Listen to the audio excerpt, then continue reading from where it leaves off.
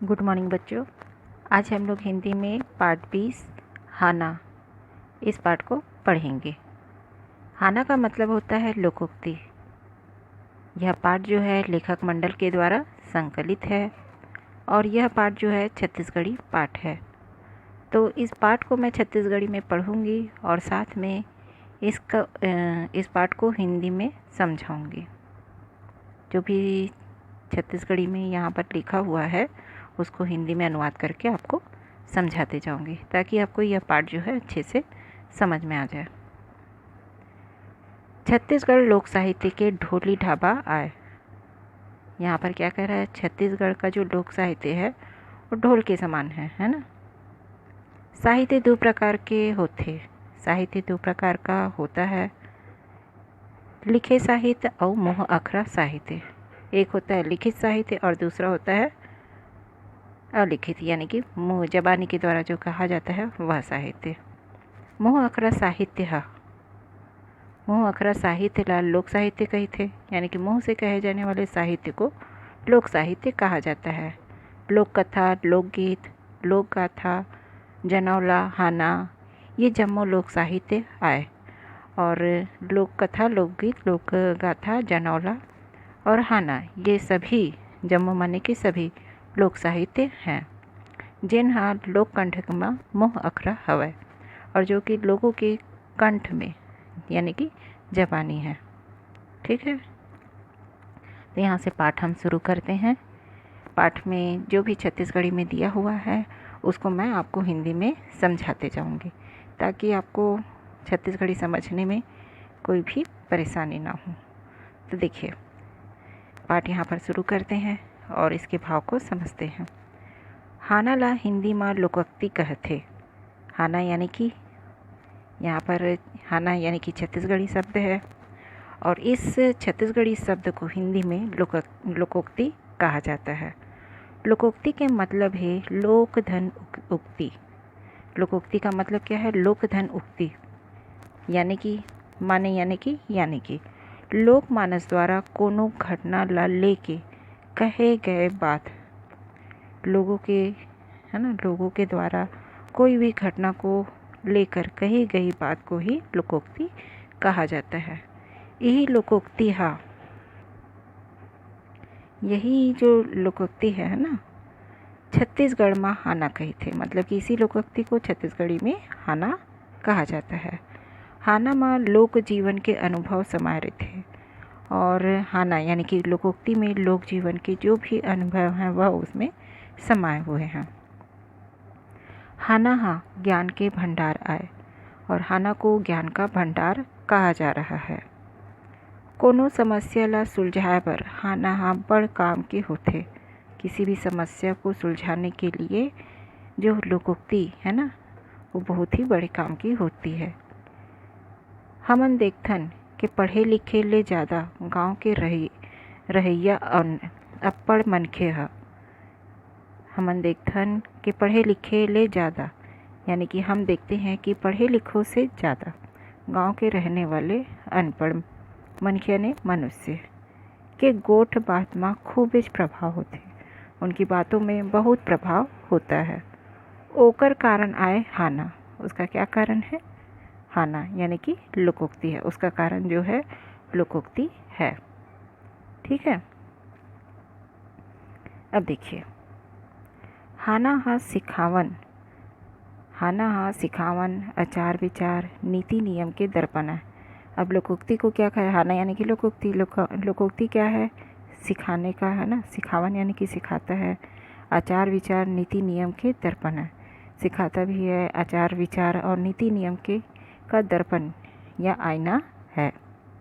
एक प्रयोग ले बोलैया के भाषा और भाव में चमत्कार के संगे संग सुघर प्रभाव पैदा होते और सुनैया महा घलो जल्दी प्रभावित होते।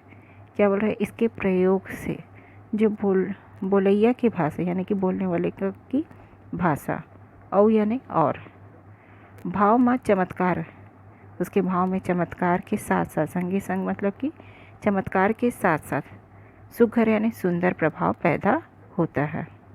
और सुनैया और सुनने वाला भी, हा घलो माने कि भी, जल्दी प्रभावित होता है। कैसनो भी हा ना होए, कैसा भी लोकोक्ति हो, ओहा कोनो न कोनो घटना ले जुड़ रही थे। किसी भी प्रकार का हाना हो, किसी भी प्रकार की लोकोक्ति हो, किसी न किसी घटना से जुड़ी होती है। जैसे यहाँ पर एक उदाहरण बताया जा रहा है जो कि किसी घटना से जुड़ी हुई है। तो लोकोक्ति देखते हैं। मही मांगे ला जाए, ठेकुआ लुकाए। मही मांगे ला जाए, ठेकुआ लुकाए, है ना। सियान मन बताथे कि एक झन माई लोगन हा परोस माँ मही मांगे ला जाए, फिर का करे। अब देखिए यहाँ पर जो लोकोक्ति कहा जा रहा है, मही मांगे ला जाए ठेकुआ लुकाए, उसका क्या भाव है उसको नीचे के जो पैराग्राफ है उसमें बता रहा है। सियान मन बताते, सियान यानी कि बुजुर्ग बताते हैं कि एक झन माई लोगन यानी कि कोई स्त्री जो थी वो पड़ोस यानी कि पड़ोस में मही मांगने के लिए जाती थी। मही किसको बोलते हैं? दूध से जैसे कि दही जब जमाया जाता है ना, और दही को मथ करके उससे मक्खन जब निकाल लिया जाता है तो जो बचा हुआ रहता है उसी को ही मही या मठा कहा जाता है। तो उसको मांगने जाती थी तो क्या बोल रहा है, मही मांगे ला जावे, फिर का करे, फिर क्या करती। बेचारी हा संकोच के मारे ठेकुआ ला लुका ले। और वह मांगने तो जाती थी लेकिन जिसके घर वो मांगने जाती थी तो संकोच के कारण से ठेकुआ को छुपा लेती थी। ये ला घर के सियनहा हा देख के डरिस और ओकर मुँह ले निकल परिस, मही मांगे ला जाए ठेकुआ लुका। ठीक है, इसी को ही ये ला घर के सियनहा हा देख डरिस, यानी कि उस घर का जो भी बुजुर्ग था वो उसको देख लेता है और उसके मुंह से निकल गया कि मही मांगे ला जाए और ठेकुआ लुकाए। यानी कि जो भी पात्र रहता था होगा जिसमें वह मही को लेने के लिए जाती थी और उसको वह संकोच से छुपा देती थी। ऐसने एक ठन औहाना है, इसी प्रकार का एक और हाना है यानी कि लोकोक्ति है। और वह लोकोक्ति क्या है देखिए। अधजल गगरी छलकत जाए, अधजल गगरी छलकत जाए। तो ये तो आप लोग हिंदी में भी सुने हो इस कहावत को कि अधजल गगरी छलकत जाए। तो ये अधजल गगरी छलकत जाए क्या है देखिए। इस लाइन को पूरा पढ़ेंगे, इस पैराग्राफ को पूरा पढ़ेंगे तो हमको समझ में आ जाएगा कि अधजल गगरी छलकत जाए का मतलब क्या होता है। हमन देखथन कि जेन गगरी हा आधा भरे रही थे। गगरी यानी कि पानी भरने वाला जो पात्र होता है ना, गुंडी कहिए, घड़ा कहिए, मटका कहिए, है ना। तो हम देखते हैं कि जेन गगरी हा आधा भरे रहते हैं, यानी कि जो भी घड़ा जो होता है आधा भरा हुआ होता है। ओला बोह के रेंगबे ता ओह बहुत छलक थे। उसको सिर में जब उठा के, बोह के मतलब कि सिर में उठा करके जब कोई चलता है तो वह छलकने लगता है। ये हमारा रोज के अनुभव है और यह जो है हमारा रोज का अनुभव है। ऐसने देखे जाते कि जेकर ज्ञान हा कम रही थे वह अब्बड़ बोलते, और ऐसा देखा जाता है कि जिसका ज्ञान कम होता है वो बहुत बोलता है।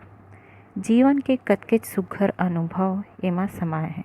जीवन का कितना ही सुंदर अनुभव जो है इसमें समाया हुआ है। हाना माँ ज्ञान के भंडार रहे थे। हाना जो होता है यानी कि लोकोक्ति जो होता है उसमें ज्ञान का भंडार छिपा हुआ होता है। इल बुलैया और सुनैया हाँ समझ सकत है। और इसको बोलने वाला व्यक्ति जो होता है ना, इसको बुलैया और सुनैया यानी कि बोलने वाला और सुनने वाला दोनों ही समझ सकते हैं। ठीक है, तो यहाँ पर लोकोक्ति यानी कि हाना, छत्तीसगढ़ी में उसको हाना कहा जाता है, हिंदी में उसको लोकोक्ति कहा जाता है।